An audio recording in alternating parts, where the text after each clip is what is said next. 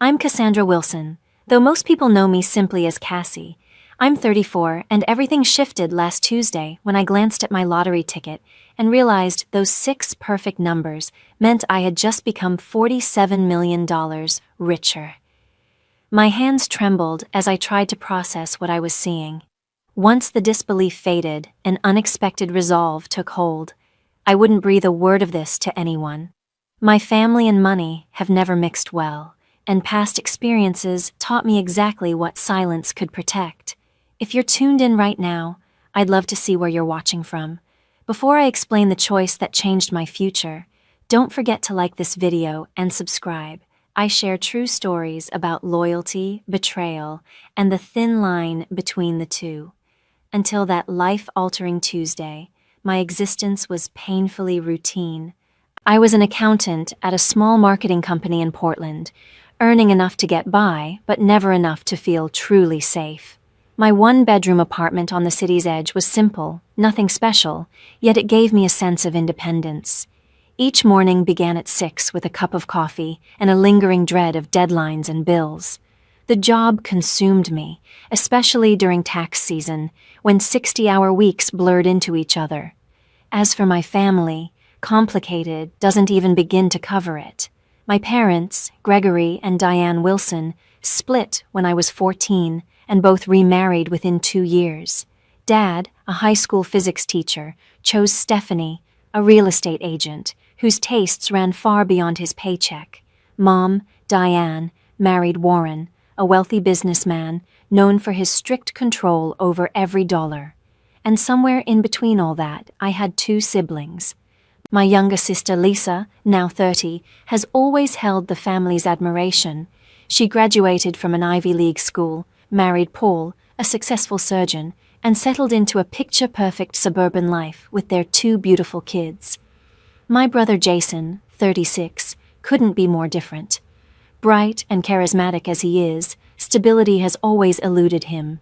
He drifts between jobs and relationships, treating family loans like a revolving door. The routine never changes. A frantic call, heartfelt apology, a promise to repay, followed by silence until the next financial disaster strikes. And the rest of the family wasn't much simpler.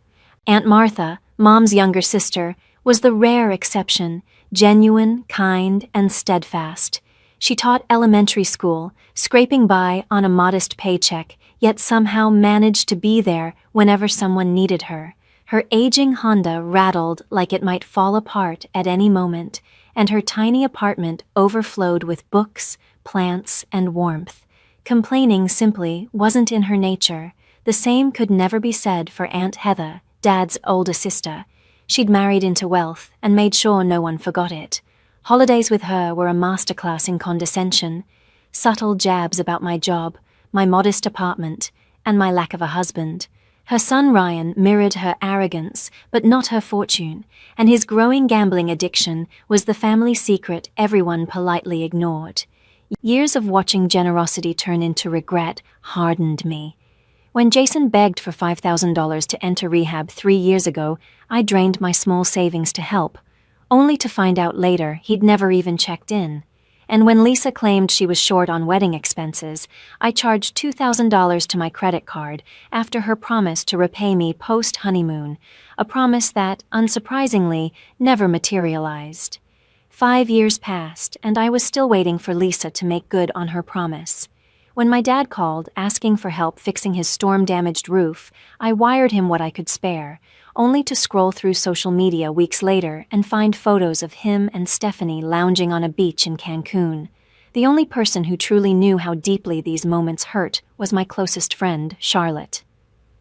Charlotte and I met back in college, and unlike so many relationships in my life, ours never wavered. She worked as a nurse, knew the meaning of hard work, and never criticized me for the tangled emotions I carried toward my family. Whenever resentment started to creep in, she gently reminded me that not everyone was out to exploit my kindness. Work offered little relief. My supervisor, Arnold, had a way of presenting my ideas as his own whenever clients were in the room. My coworker, Derek, routinely slipped out early, leaving me to shoulder his unfinished tasks, and somehow he was always the one praised for team effort. Even so, I stayed focused, convincing myself that consistency would eventually lead to recognition. The only small rebellion I allowed myself was a weekly lottery ticket, a harmless tradition that everyone around me mocked. Each Friday, I'd swing by the corner shop, spend $10, and walk out clutching my fragile hope. Mom called it a math tax for dreamers. Jason liked to joke that I should just hand him the cash and save time. Dad turned every mention of it into a mini lecture about probability and poor financial decisions. But for me, those slips of paper weren't about logic. They were about possibility, a glimpse of freedom I couldn't quite let go of. My aspirations were simple: to see more of the world beyond the fog and fir trees of the Pacific Northwest, to maybe pursue a master's in a field that stirred my curiosity, and to finally reach a point where a flat tire or a broken alternator didn't send me spiraling into panic. Reality, however, told a different story. My mid-30s arrived with lingering student loans, stubborn credit card balances, and a monthly juggling act that left no room for error. Groceries, rent, and gas devoured my paycheck. Charlotte and I allowed ourselves the occasional dinner out, but even that required careful planning. I hunted discounts, clipped coupons, memorized sale cycles, and knew exactly where to find the cheapest coffee. My 10-year-old Corolla coughed and groaned whenever the rain hit, yet replacing it was a luxury I couldn't begin to imagine. I had perfected the mask of composure, smiling through conversations while mentally tallying expenses, deciding whether I could afford to accept a dinner invite or if I needed to invent a reason to stay home. That was my reality before everything turned upside down. Life was predictable, occasionally frustrating, sometimes lonely, but steady enough to feel safe. I never imagined that one small slip of paper would rewrite every assumption I held about myself and my family. The irony was that I bought the winning ticket on my 34th birthday. It came at the end of a brutal work week where Arnold, yet again, claimed my cost-saving strategy as his own, earning praise that rightfully belonged to me. Like every Friday, I stopped at Gus's corner market, but this time I deviated slightly from habit. "Happy birthday, Cassie!" Gus called out as I stepped inside. He was a friendly older man who had run that little store for more than 3 decades, always greeting regulars by name. "Thanks, Gus."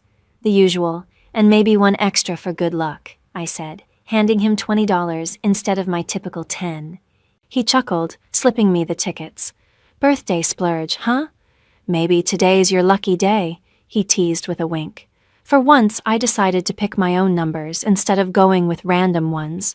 3 and 16 for my birthday, 12 for my mother's, 21 for my father's, 9 for Aunt Martha's, and 30 for Charlotte's.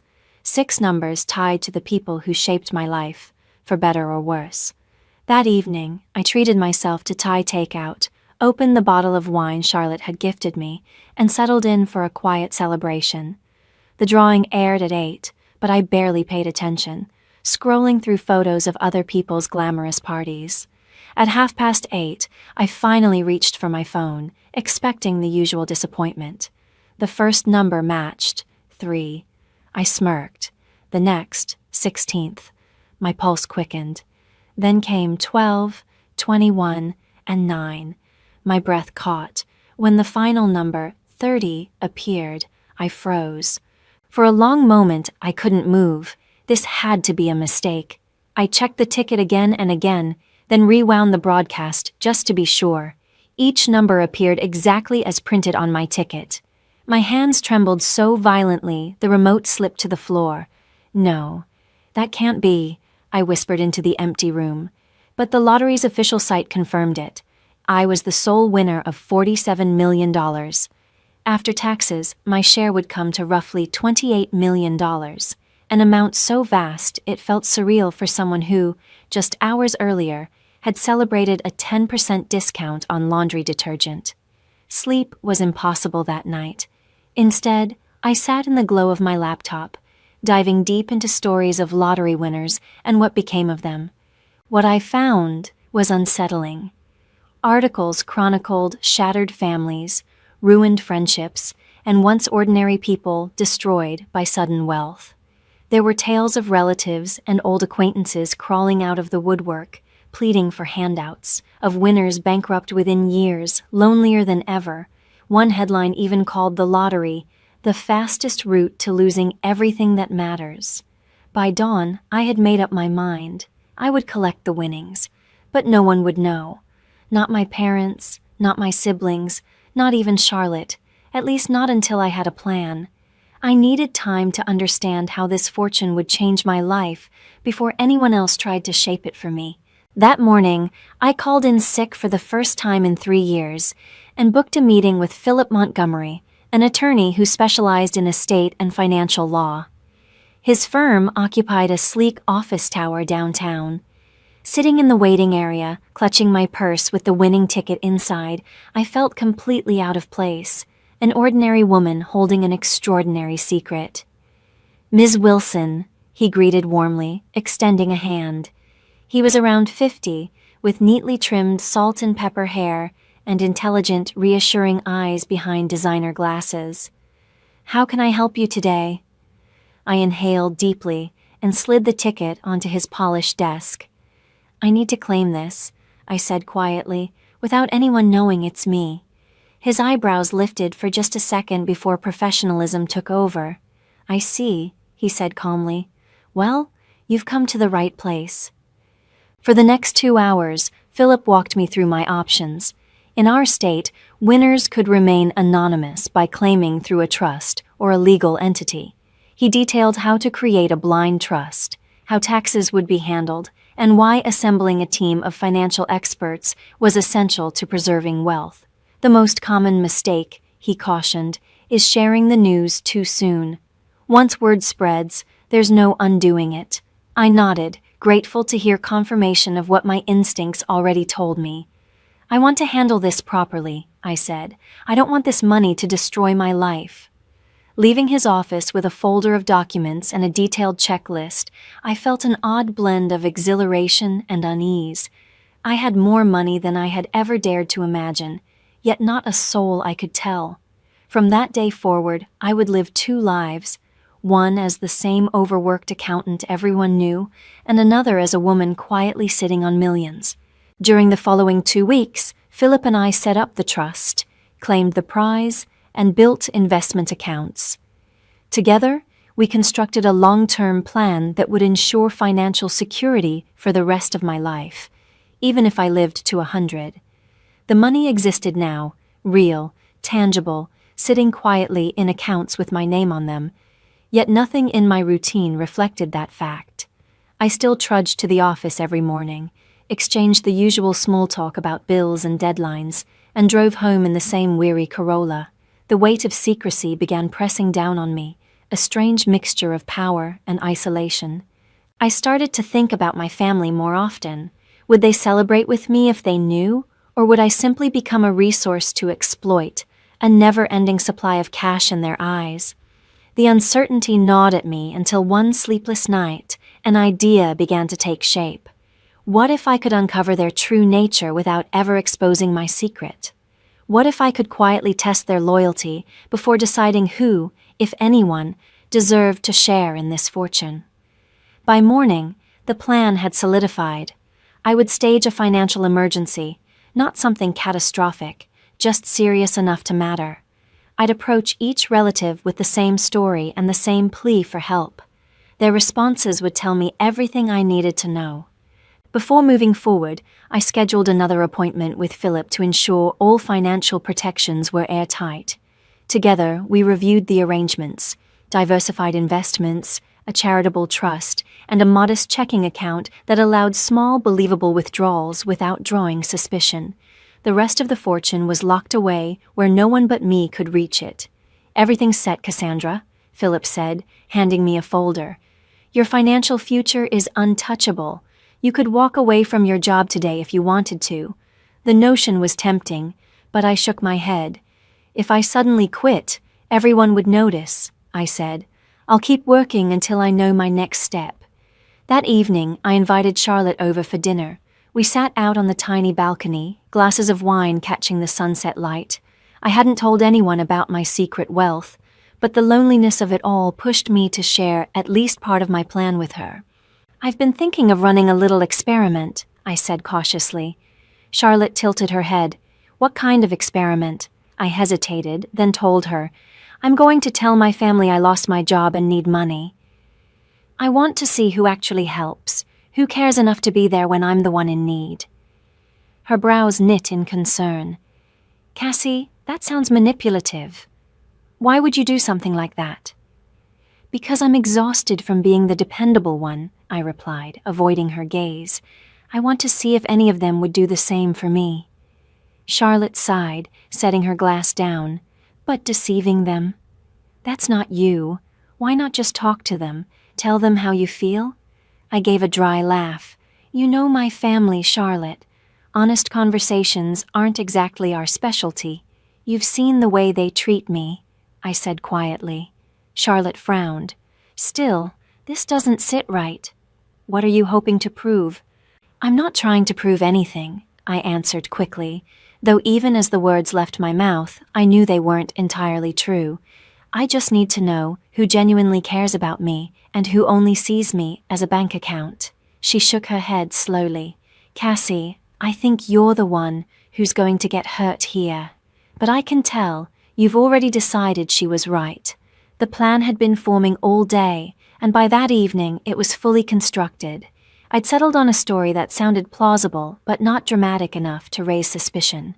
The marketing firm had gone under after losing its biggest clients. I'd tell them I was suddenly unemployed and needed $5,000 to cover rent and medical bills while searching for a new position. The amount was big enough to matter, but not so large that it would seem fabricated, and every person I planned to approach could easily afford it. I made a list: Mom and Warren, Dad and Stephanie, Lisa and her husband Paul, Jason, Aunt Martha, Aunt Heather, and Cousin Ryan. 10 people in total. Each one had leaned on me at some point, for money, for favors, for emotional support. And I had always said yes. Now it was my turn to see who would return the kindness. The next day, Charlotte reluctantly helped me rehearse the story, despite her unease. "You'll need to sound worried, but composed," she cautioned, "and make sure you've got details ready. People will ask questions." I jotted notes as she spoke. "I'll say the CEO was caught embezzling funds and that the company's under investigation. That explains the sudden closure and why I haven't received my final paycheck. And when they ask about your job search, I'll tell them I've been applying nonstop, but accounting roles are hard to come by right now. I'll mention that I've got a few interviews but nothing confirmed yet, and that my savings ran dry after paying for recent medical tests." Every piece of the story was carefully constructed to sound credible and sympathetic, just enough to make them decide whether to help or not. As I reviewed it all, guilt pricked at me. Maybe Charlotte was right. Maybe this was manipulative. But then I remembered every time I'd drained my bank account to rescue someone else. Every promise unfulfilled. Every thank you that turned into silence. The sting of those memories hardened my resolve. This wasn't just about testing loyalty, it was about self-preservation. I even drafted a list of predictions. Mom would likely offer some money, but not the full amount. Dad would turn it into a lecture about budgeting and maybe send a token contribution. Lisa would claim the kids' expenses made it impossible to help. Jason wouldn't even pretend. Warren and Stephanie would dismiss me outright. Aunt Heather would moralize about poor financial planning. And Ryan would probably ask me for money instead. Ryan, I knew, would likely offer empty assurances, promises to help that would dissolve into excuses the moment money was mentioned.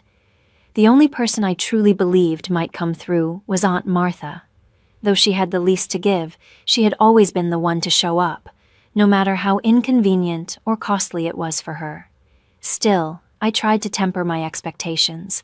$5,000 was no small sum for a public school teacher living on her own. The plan was finalized. Over the coming week, I'd reach out to each relative one by one, tell the same carefully rehearsed story, and observe their reactions. Only after that would I decide who was worthy of learning about my secret fortune, and who had already shown me what I needed to know. With a strange mix of nervous energy and determination, I picked up my phone and made the first call. I decided to start with my mother.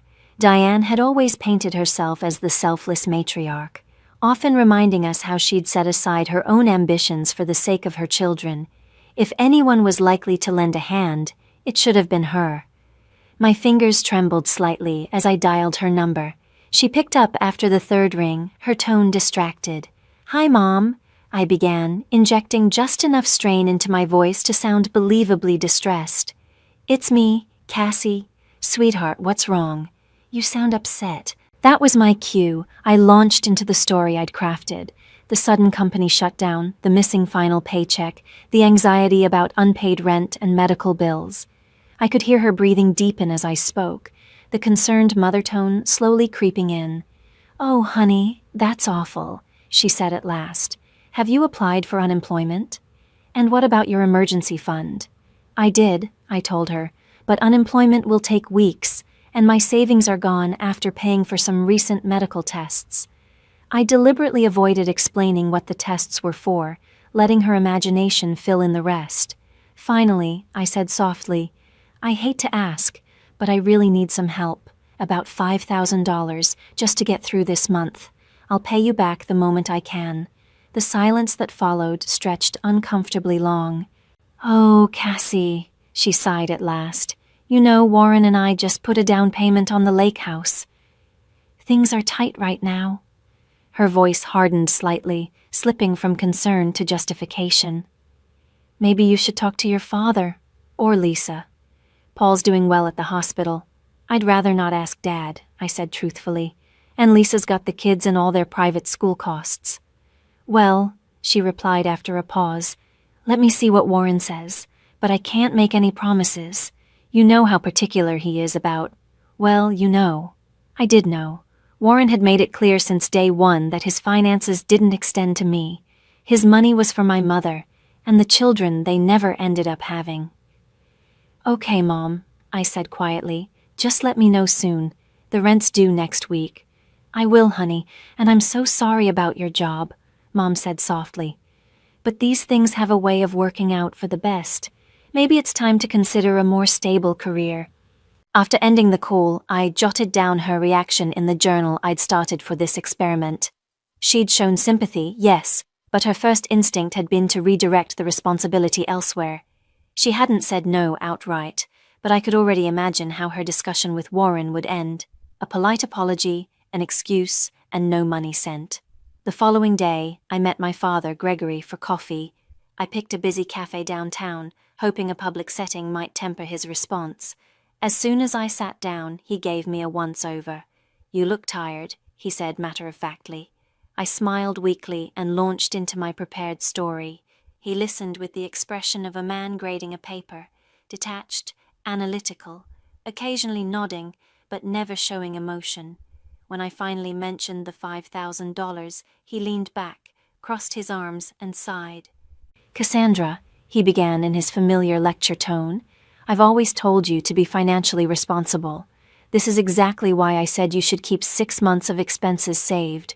What happened to that plan?" "Life happened, Dad," I answered, careful to sound weary but not defensive. "Medical bills, car repairs, you know how it is. Not everyone can save that much." He shook his head slowly.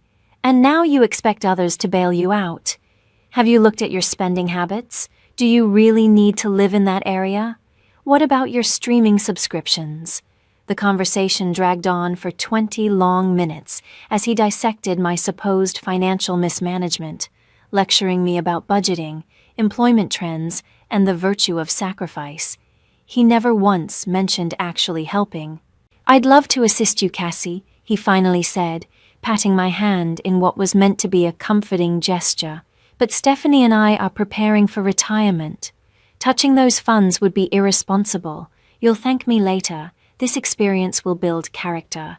Sometimes hitting bottom teaches us what truly matters." I smiled faintly, blinking back tears that weren't entirely part of the act. Even expecting this kind of response didn't soften the sting of being dismissed so easily. Next on my list was Lisa. I drove out to her pristine suburban home that Saturday afternoon. Paul was away golfing, which meant we could talk in private. "Cassie, what a surprise," she said brightly as she opened the door. "The kids are at swim lessons. Come in." The house looked like something out of a lifestyle magazine. Polished floors, designer furniture, family portraits perfectly arranged on every wall. We sat in her gleaming kitchen, sipping lattes made with the kind of espresso machine that probably cost more than my car. When I told her about losing my job, her hand flew to her mouth. "Oh, my God, that's terrible," she gasped, reaching across the marble island to squeeze my hand with perfectly manicured sympathy. "I can't believe they'd just shut down like that." "Poor you," Lisa said, her tone soft and eyes wide with concern. For a fleeting moment, I thought maybe she would surprise me. Maybe she'd step up when it mattered. Then I mentioned the $5,000. Her expression flickered, sympathy fading into polite discomfort. "Oh, well, this really isn't the best time," she began, glancing away. "We just bought the new Audi last month, and the kids' tuition payments hit us hard. Plus, we're remodeling the master bath." She gave a small, uneasy laugh. "Paul handles most of our finances, and he's very strict about what we spend." "I understand," I said softly. "I wouldn't ask if it weren't urgent." I know," she said quickly, her voice a touch too bright. "Let me talk to Paul and see what we can do. Maybe we can help with a smaller amount. Or, hey, maybe you could stay here for a while? The guest room's full of boxes right now, but we could clear it out." I smiled, pretending to consider it. "That's kind of you, but I need to stay in the city for interviews." She nodded, promising to call once she spoke to Paul, though her averted gaze told me exactly how that conversation would go. Jason's response was worse. I texted him the same story, adding enough detail to sound genuine. His reply came within minutes. "That sucks, sis. Really tight right now myself. We'll call you later." He never did. My follow-ups went ignored, and when I tried calling, his phone went straight to voicemail. The silence stung more than I expected, especially from the brother who had borrowed thousands from me over the years, always pledging to pay me back once things turned around. When I called Stephanie, my father's wife, she didn't bother disguising her indifference. "Cassandra, I know this must be stressful," she said briskly, "but Warren and I simply aren't in a position to assist right now. Maybe this is a chance for you to reevaluate your finances. Have you thought about finding a roommate or moving to a cheaper area?" I reminded her that I'd helped fund repairs for their vacation cabin the previous year. Her tone sharpened instantly. "That was different. It's a shared family property, and you've benefited from it too." The fact that I'd only been invited there once, for a single afternoon, was apparently irrelevant. Warren's response made hers sound gentle by comparison. When I called, he didn't waste time on small talk. "You're not my daughter," he said flatly. "I've supported your mother for years, but your financial troubles aren't my responsibility. Maybe you should have chosen a career that actually pays." Then he hung up. Ryan, at least, pretended to care. He texted back almost immediately, full of sympathy. "Absolutely, Cass. I'll help. Let's grab lunch tomorrow. I'll bring a check." Relief flickered for a moment, but the next day he texted an hour before we were supposed to meet. "Something came up. Let's reschedule soon." Of course, he never did. He never followed up, and after a few unanswered messages, Ryan simply stopped replying altogether. Aunt Heather's reaction was the least shocking of all, though it still managed to sting. "Well, Cassandra," she said briskly, "I always knew that company of yours was on shaky ground. I told your father, years ago, you should have taken that position at the bank, but no one ever listens to me." What followed was a long monologue about how various relatives had faced financial hardship and pulled themselves up without ever resorting to handouts. By that evening, Lisa texted to let me know Aunt Heather was already sharing my supposed financial recklessness with half the family. After a week filled with rejections, excuses, and unreturned calls, I was drained. The experiment had confirmed everything I feared. 7 people who had leaned on me in their worst moments couldn't offer even modest support when the tables turned. Knowing it intellectually didn't make the truth any easier to swallow. Then my phone rang. It was Aunt Martha. "Cassie, honey, your mom told me about the job," she said, her voice warm and full of concern. "Are you holding up okay?" I hadn't even contacted her yet. She'd heard through the grapevine and reached out first. That alone said more than any promise of money ever could. "I'm hanging in there," I said, unable to disguise the emotion in my voice. "Good. Listen, let's have lunch tomorrow. My treat," she said firmly. The next day we met at a cozy little diner near her apartment. Martha looked just as she always did. Silver-streaked hair tied back in a loose ponytail, jeans and a cardigan with mismatched buttons, a kind smile that reached her eyes. She hugged me tightly before we sat down. "I'm so sorry about what happened, sweetheart. That company didn't deserve you anyway." As we ate, she listened intently, asking practical questions about my job search and offering to connect me with some of her retired colleagues who might know of openings. When our plates were cleared, she reached into her purse and pulled out an envelope, sliding it toward me. "I want you to have this," she said gently. "It's $3,000. I know it's not everything you need, but it'll help with rent." I stared at it, speechless. "Martha, I can't accept this. It's too much." "Nonsense," she said, waving away my protest. "Family helps family. And if you need somewhere to stay to save on rent, my sofa folds out into a bed. It's not fancy, but you're welcome as long as you need." Tears blurred my vision, not the controlled, deliberate kind I'd used during the other conversations, but the raw, unexpected kind that came from being seen. "Thank you," I whispered. "Don't worry about paying me back right away," she said, squeezing my hand. "Just get back on your feet, and this time find work that makes you happy." "Life's too short to stay somewhere that doesn't value you," Martha said as we left the diner. She hugged me again before I got into my car. "You're going to be fine, Cassie. You're smart, capable. This is just a detour." Driving home, I held the envelope she'd given me like it was something sacred. $3,000, money I knew she couldn't easily spare. The difference between her kindness and everyone else's indifference hit me hard. The only person who had stepped up was the one who had the least to give. Later that night, I couldn't shake the thought, so I did a bit of digging. What I found made my stomach twist. That $3,000 represented almost all of Martha's savings. She'd been quietly managing complications from type 2 diabetes, and her medication costs had recently gone up. She'd even taken on extra tutoring sessions after school to cover the difference. The realization left me breathless. Martha, the one person who struggled most, had offered me nearly everything she had, freely and without expectation. Meanwhile, my mother had spent $8,000 retiling her bathroom just a month earlier and couldn't spare $5 for her daughter. The next day, I invited Martha to dinner at my apartment. When she arrived, she sank into my old couch, smiling softly, though I could see the weariness in her eyes, lines etched a little deeper than before. I brought her a cup of tea and sat down beside her. "Martha, there's something I need to tell you," I began, my hands trembling slightly. "I haven't been completely honest with you." She looked at me with gentle curiosity, not alarm. "What is it, sweetheart?" "I didn't lose my job," I confessed in a rush. "The company's fine." I made up the story to see who in the family would help if I really needed it. Martha was silent for a few seconds, just studying me. Then she nodded slowly. "I see. Are you angry with me?" I asked quickly, dread tightening my throat.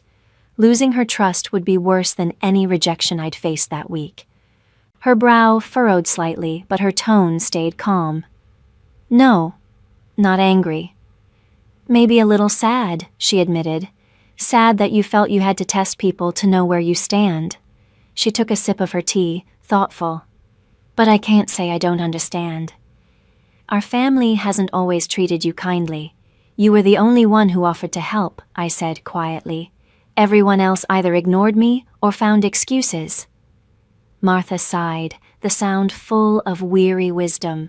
People reveal who they are when generosity costs them something, she said softly. I learned that lesson a long time ago. What do you mean? I asked. She set her teacup down, folding her hands neatly in her lap. My ex-husband Robert, she said. Did I ever tell you the real reason we divorced? I shook my head. The family story had always been vague, just that they'd grown apart over time. I came into a small inheritance when my grandmother passed, Martha said softly. About $50,000. Not a fortune, but for us back then, it felt like a miracle. She gave a wistful smile. Robert immediately started talking about all the things he could do with it, investing in his friend's ventures, starting some big project. I wanted to save it, maybe put it toward a house someday. We argued about it for months. What happened? I asked quietly. One afternoon I found out he'd forged my signature and drained most of the account, she said, her expression calm but tired.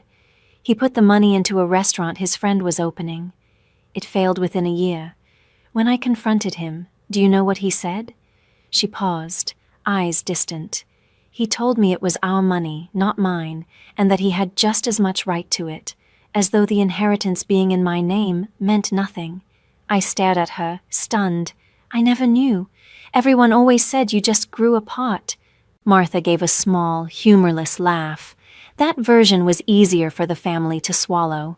Then she reached across and took my hand. The truth is, I learned something hard back then. Some people see you not as a person, but as an opportunity. It's a painful lesson. I'm so sorry, I said, squeezing her hand gently. It was a long time ago, she said with a small shrug, but it taught me something about money and about people. Money doesn't just show who others are, Cassie. It shows us who we are. It reflects our choices, our priorities, our compassion. It's a mirror, if you're brave enough to look. Her words struck something deep inside me, and before I could stop myself, the truth spilled out. Martha, there's something else I need to tell you. Something big, I drew in a shaky breath. I won the lottery 3 weeks ago. $47 million. Her eyes widened, but she didn't gasp or flinch. She simply waited for me to go on. I haven't told anyone, I said. Not Mom, not Dad, not Lisa or Jason, not even Charlotte. You're the first to know, oh, Cassie, she whispered. That's incredible. That changes everything. I know, I said quietly. And that's why I did the test. I had to know who would be there for me, not for what I could give them, but for who I am. Martha nodded slowly. I understand, she said, but what happens now? That's what I'm still trying to figure out, I admitted. The money's secure. I've got a good attorney, a trust, investments. But when it comes to my family, I just don't know. She took a moment before replying. You don't owe them anything, Cassie. Not one of them, not even me. But I want to help you, I said, my voice rising slightly. Your medical bills, your apartment, anything you need. Her smile was soft and kind. Sweetheart, I don't need a thing. My life may be small, but it's mine. My apartment's filled with books and plants and memories. I'm content. My car runs most days, Martha said with a wry little smile. I have my students, my books, and now this lovely secret with my favorite niece. She gave my hand a gentle pat. Just knowing you're safe and happy, that's more than enough for me. Her selflessness broke something open in me. Here was a woman who had given me almost everything she had when she believed I was desperate, and now, knowing I was worth millions, wanted nothing at all in return. We talked late into the evening, and the more we spoke, the more glaring the contrast became between her quiet grace and the rest of my family's selfishness. While I'd been carrying out my little test, word of my financial crisis had rippled through the family, not as concern, but as gossip. My phone buzzed with messages that night. The first was from my mother. Heard you asked Lisa for money too. You should have told me you were going around asking everyone. Feels like you're trying to pit us against each other. Then one from my father. Stephanie says you've been calling the whole family for handouts. This is exactly the kind of irresponsible behavior I've been warning you about. Each message confirmed what I already knew. Instead of compassion, they offered judgment. Instead of unity, whispers and blame. My so-called family had turned my fabricated plea for help into a moral indictment. Proof, in their eyes, that I was immature, manipulative, ungrateful, and in doing so they'd exposed themselves far more than I ever could have through words. The next morning, I met with Philip to finalize long-term plans for the money. I walked into his office with a sense of certainty I hadn't felt in years. "I want to set up a trust for my Aunt Martha," I told him, "something that covers her medical bills and gives her a secure, comfortable retirement, but structured so it feels like a gift, not charity. She's proud, and I want to honor that." Philip nodded thoughtfully, jotting notes. "We can establish a family trust that distributes a monthly stipend. That way she never has to manage a lump sum, and it feels natural, not transactional." "Perfect," I said. "And I want to buy her a house. Nothing flashy, just a cozy, single-story place near wherever I settle. It should be easy to maintain and accessible for her health needs." We spent the next hour mapping out investments, philanthropic ventures, and new personal goals. I told him I planned to resign from my job and dedicate myself to launching a nonprofit for elderly individuals living alone, inspired not only by Martha, but by countless others like her who quietly struggle and give anyway. Philip glanced up after a moment. "And your family?" he asked carefully. "Do you intend to tell them about the winnings?" I shook my head. "Not now." "Maybe never," I said, "but I do plan to call a family meeting to address the rumors about my finances and put things to rest." Later that afternoon, I finally called Charlotte. For the first time, I told her everything about the lottery, the trust, the deception, and the revelations that followed. She was silent for a moment after I finished, then exhaled slowly. "I can't believe you went through all that," she said. "But I get it. I really do." Charlotte had laughed when I finished explaining everything. "So what now?" she asked teasingly. "Are you going to turn into one of those eccentric millionaires who still clips coupons and drives a car with the check engine light on?" I couldn't help but laugh. "No, I don't see myself hoarding ketchup packets," I said, "but I'm not buying Bentleys either. I want the money to matter, to actually do something good, and that starts with Martha. She deserves it," Charlotte agreed softly. "But what about everyone else, the ones who failed your test?" "I'm still deciding," I admitted. "I've called a family meeting for Sunday. I told them I have something important to announce." When the day came, I was honestly surprised that everyone showed up. My mother and Warren arrived first, followed by my father and Stephanie, then Lisa and Paul, perfectly dressed, of course. Even Jason came, though he'd ignored every message I'd sent for weeks. Aunt Heather swept in last, wearing disapproval like perfume. Martha was the only one who smiled, catching my eye with a look of quiet understanding as she entered. They all gathered in my small living room, glancing around with varying degrees of curiosity and judgment, clearly wondering why I had summoned them. I took a steadying breath and faced them. "Thank you for coming," I began. "I know there's been a lot of talk about my finances lately, and I wanted to clear the air." My mother shifted uneasily in her chair. Jason's attention suddenly dropped to his phone screen. Lisa and Paul exchanged a wary look. "The truth is, I'm doing fine," I continued. "I've accepted a new position, one with better pay and benefits." It wasn't a lie. I had, in fact, named myself executive director of my new foundation, complete with a modest, symbolic salary. "I'll be starting next month." "Well, that's wonderful news," my mother said quickly, relief flooding her voice. "We've all been so worried about you." Around the room, a visible wave of ease rippled through the group. They had expected a request for help, maybe even a confrontation. Instead, they were being let off the hook. "So," my father said, his voice sharp with suspicion, "why all the fuss earlier? Why reach out to everyone for money if you had a new job lined up?" I met his eyes evenly, because the job came through recently. At the time, I was in trouble, and I thought that's what family is for, to help each other when things get tough. A heavy silence fell over the room. Stephanie was the first to break it. "We all have our own financial obligations," she said defensively. "It's not always possible to help, even if we want to." "Of course," I said smoothly. "We all have to decide what, and who, matters most." Then I turned to Jason. "Speaking of priorities, Jason, I couldn't help noticing you never replied when I asked for help. And yet, you didn't hesitate to text me last Christmas asking for $3,000 to cover your rent." Jason's face flushed.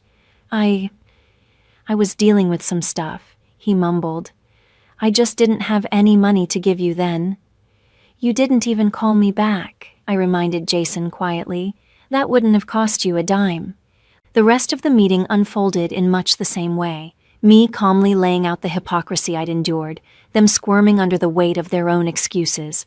No one apologized. Instead, they offered rationalizations, deflections, even attempts to make me feel guilty for making them uncomfortable. It was astonishing how easily concern could twist into self-defense. After an hour of awkward conversation and hollow goodbyes, they filed out one by one, leaving behind the faint scent of expensive perfume and forced civility. As the door closed behind the last of them, I felt something I hadn't expected. Not anger, but relief. I hadn't needed to expose my secret to take back my power. The money had already done something far more profound. It had freed me to see my family clearly and to draw the boundaries I should have drawn years ago. Martha stayed behind, quietly collecting the empty coffee cups and plates. "You handled that beautifully," she said softly. "That couldn't have been easy." "It was easier than I thought," I admitted. For the first time, I wasn't afraid of letting them down. Because I finally understood. They never really saw me to begin with. She smiled, warm and proud. "That's a powerful realization." "So," she asked, "what comes next?" I smiled back. "Next, we start looking for houses." For both of us, a year later, my life bore almost no resemblance to the one I'd lived the night I checked those 6 numbers. I now owned a beautiful but modest home on a quiet tree-lined street, with a garden that greeted me each morning in bloom. Just a few blocks away, Martha lived in her own cozy craftsman bungalow, a single-story place with wide doorways and soft light, designed so she could move easily on the days when her diabetes made walking hard. My nonprofit had become something far bigger than I had dreamed. We offered companionship, home maintenance, and emergency financial assistance to older adults living alone. Many of them, like Martha once had been, overlooked or forgotten by their own families. Within a year, we'd reached over 200 seniors across the city. Charlotte had joined the organization as outreach coordinator, her nursing background and compassion transforming every visit into something meaningful. Our friendship remained unchanged. We still had our weekly wine nights, only now they took place on my sunlit patio instead of my cramped apartment balcony. As for my family, the dynamic had quietly reshaped itself. We still exchanged polite holiday calls, birthday texts, and the occasional strained visit, but the illusion of closeness was gone, and with it, much of the pain. Without the constant need for approval or the pretense of intimacy, our distance became peaceful rather than bitter. They still had no idea about the lottery. To them, I was simply thriving in my new career, finally successful in a field that suited me. And that was just fine, because for the first time in my life, success wasn't something I needed anyone else to see. It was something I could feel. They seemed content to accept my vague explanation about the new job without asking many questions, which, in itself, told me everything I needed to know about how much genuine interest they had ever taken in my life. There were moments when the temptation to tell them the truth flickered through me, especially when Jason called to pitch his latest can't-miss business venture, or when Lisa complained about the rising costs of her kitchen renovation. But each time, I remembered the silence that had greeted my own pleas for help, and the decision not to reveal anything became effortless. Still, there were occasions when real need arose, moments when compassion outweighed resentment. When my father suffered a mild heart attack and was left with steep medical bills his insurance wouldn't fully cover, I quietly paid the balance through the hospital's patient assistance program. Later, when Ryan finally entered rehab for his gambling addiction, an anonymous donation appeared to cover his treatment. They never knew it was me, and I preferred it that way. Martha and I saw each other often, usually sharing dinner twice a week. Her health had improved noticeably. Steady medical care, less financial anxiety, and a calm, fulfilling life had transformed her. She had retired from teaching, but still volunteered several days a week at a literacy center, helping children fall in love with reading just as she had once helped me. One evening, as we sat side by side on her porch, watching the sky turn gold and violet, she spoke quietly. "You know what amazes me?" she said. "How different everything could have been if you'd told them about the lottery from the start." I nodded, imagining that version of my life. "They would have been attentive, affectionate, maybe even doting," I said with a small smile. "And you'd never have known what was genuine," Martha replied. "That knowledge, painful as it was, gave you freedom." She was right. The experiment, though harsh, had illuminated more than I'd expected. It had stripped away illusion, showing me who truly belonged in my life and who merely took space in it. But the most profound lesson wasn't about them. It was about me. Before all of this, I had tied my worth to what I could give, to how much I could sacrifice, support, or rescue others. I had mistaken self-erasure for love and generosity for belonging. The truth was simpler and far kinder. Love isn't measured by what it takes from you, but by what it allows you to keep, your dignity, your peace, your sense of self. Martha's love had proven that. Real love gives freely, but it also respects boundaries. It doesn't demand repayment, and it never confuses dependence with devotion. And because of her, I had finally learned to live by that truth. It was steady and real, there in the quiet moments as much as in the storms. At first, I'd kept the truth about my winnings hidden out of fear, terrified that money would twist the people I loved or poison what little trust remained between us. What I hadn't expected was that the secret would do the opposite, not distort my relationships, but reveal them. It peeled away the layers of performance and showed me, with painful clarity, who everyone had always been. The money hadn't changed anyone. It had simply shone a light on their true nature. My world now was richer in ways that had nothing to do with wealth, full of purpose through my foundation, genuine closeness with Martha and Charlotte, and a grounded sense of self-worth that no outside approval could shake. Most of all, I had peace, the kind that comes when you stop chasing validation from people who can't give it. The financial fear that had haunted me for years was gone, but so was the constant ache to be seen and loved by those who only valued what I could provide. I had finally built a life guided by principle, not by insecurity. Martha reached over, her familiar hand warm against mine. "You did good, kiddo," she said softly. "Not just with the money, with what you learned."